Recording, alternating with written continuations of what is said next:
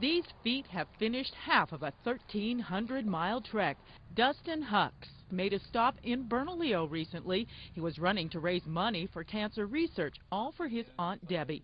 She was diagnosed with lymphoma 4 years ago, but the treatment hasn't been working. The day after Mother's Day, she went in for her first real round of chemotherapy, and I live in Southern California. It kind of felt helpless. I didn't feel like there's much I could do.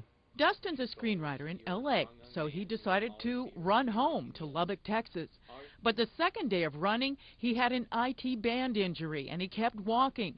But he had a support team in an RV with his food and water and sleeping quarters. Well, that team decided to give it up. I was in Flagstaff alone with the decision to either pack my things and go home or keep going, and I'm stubborn. So I went into town, bought a pack, mailed ahead anything that I couldn't carry with me, and got on the road. My cousin Luke, he's a works at the Redosa Fire Department, and he calls ahead to the stations, and if they have room for me, they put me up. If I can't make it to a town, I find a comfortable ditch, and I pull out my sleeping bag, and I rest for the night.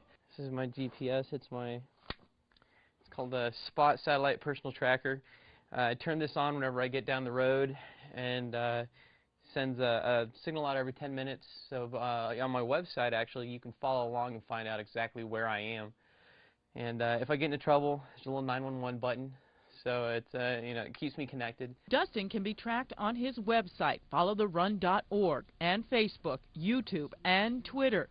He sees the loss of his run crew as a blessing. If I'd kept my run crew, I would have never met half the people that I've met, and I wouldn't have seen half the things that I've seen.